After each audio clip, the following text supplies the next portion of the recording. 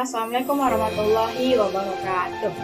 Perkenalkan, nama aku Arum Robani Anwar dari Universitas Negeri Makassar yang mengikuti pertukaran di Universitas Sarjana Wiyata Taman Siswa Yogyakarta. Nah, kali ini aku akan menceritakan ceritaku yang merupakan salah satu tugas untuk mata kuliah berbicara retorik di program studi TBSI di Universitas Sarjana Wiyata Taman Siswa. Nah, kalian bisa panggil aku Arum, dan aku sekarang tengah menempuh semester 6 dan mengikuti pertukaran mahasiswa. Aku Arum dan lahir dari keluarga sederhana dan terbilang banyak melewati hal-hal bertentangan tentang Allah. Namun hal tersebut tidak menciutkan semangat terus meraih mimpi dan melewati hari-hari. Aku punya 5 saudara. Nah, semuanya 5 itu kami perempuan. Kakakku yang baru saja kemarin wisuda dan aku sekarang semester 6 dan adikku sekarang semester 4. Dan keempat sementara sekolah menengah atas dan terakhir masuk itu masih duduk di bangku sekolah dasar. Hebat kan orang tua aku? Aku bangga sama orang tua aku bisa mengalahkan 5 orang anak dan 3 orang anaknya berkuliah secara serius. Dan dalam melewati hari-hari ini 20 tahun lebih sudah hidup menjadi manusia, menjadi anak, menjadi orang-orang yang berinteraksi dengan orang luar tentu tidak mudah. Namun setiap mengeluh selalu ada telinga dan nasihat-nasihat dari mamaku yang selalu ada menemani hari-hari. Aku pernah bilang begini ke mamaku, "Mak, kenapa ya cobaan kita berat banget? Kenapa ya orang-orang itu hidupnya kelihatan enak, sedangkan kita selalu hidup berat?" Terus mama aku bilang kayak gini, "Kita tidak tahu bagaimana latar belakang orang-orang. Mungkin kita lihat senangnya saja, tetapi susahnya tersembunyi." Nah, dari situlah aku mengerti bahwa orang-orang itu bisa tampak senang, namun ada luka di dalam hatinya. Tapi mereka tidak menampakkan hal itu karena mereka tidak ingin orang-orang di sekitarnya sedih atau mengetahui mereka itu sedih. Aku juga pernah bilang sama mama kayak gini, "Mak, orang-orang itu kenapa ya bisa kaya raya? Kenapa ya gampang dapat pekerjaan, gampang dapat uang yang banyak?"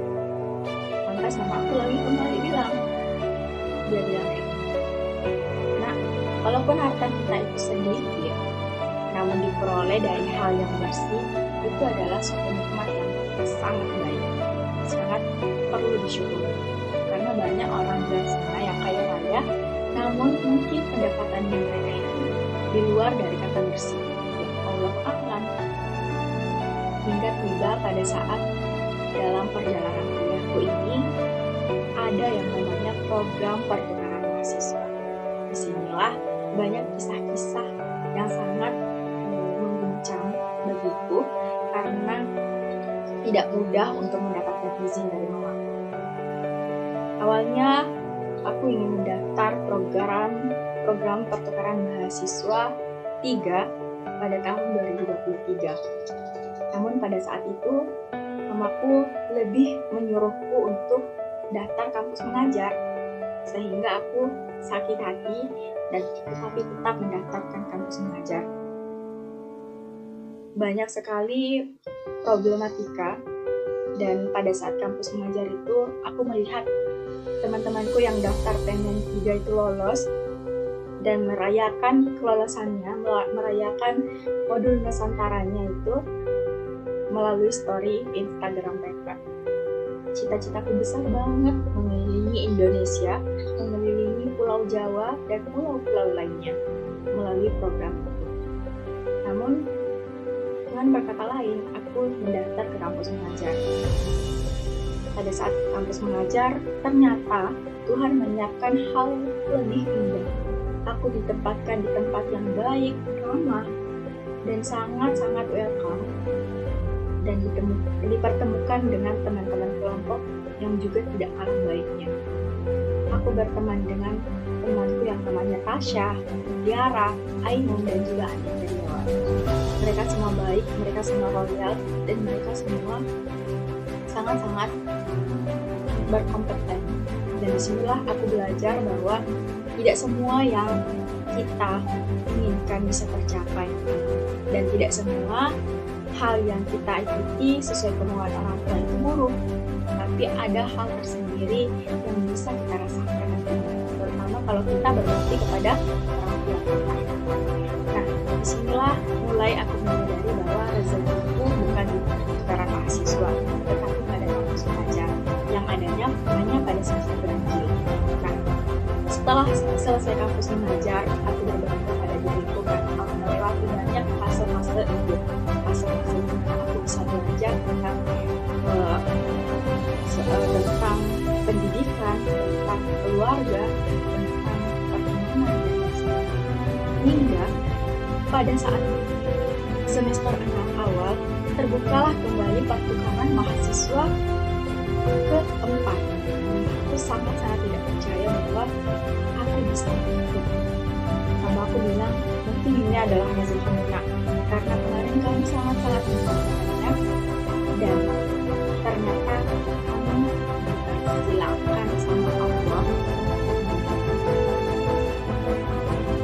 Bayangkan saja ketika kita telah mengikhlaskan sesuatu, dan sesuatu yang kelihatan tidak akan terjadi pada diri kita itu, kemudian kita telah berbuang jauh-jauh untuk tua, dan datang sendirinya kepada yang mengikhlaskan. Dan kita dalam hidup itu tidak boleh benar-benar tidak boleh berharap sama orang tua, karena orang tua bisa saja terlihat tidak menyayangi kita, bisa saja terlihat harus diturutin semua adalah semua bentuk kasih sayang. Hingga pada akhirnya aku dinyatakan lolos di pertukaran mahasiswa. Dari 50.000 orang yang mendaftar, aku ada dalam 15.000 orang yang lolos. Syukur mana lagi yang harus aku ucapkan, karena aku bisa mengikuti pertukaran ini. Aku telah mengikuti modul Nusantara, jalan-jalan ke candi-candi seperti Candi Prambanan, Candi Borobudur, bahkan pergi ke Jawa Tengah, Jawa Timur, melihat indahnya kuasa Tuhan, kuasa Allah yang begitu luar biasa. Ternyata tidak buruk juga kalau kita selalu mengikhlaskan sesuatu yang mungkin tidak bisa untuk kita. Tetapi kalau kita percaya dengan takdir Allah yang lain, pasti Allah memberikan jauh lebih. Walaupun aku lahir dari keluarga yang terbilang ekonominya pas-pasan, ternyata aku bisa menjelajahi Indonesia. Aku bisa menjelajahi tanah Jawa, melihat segala keindahan.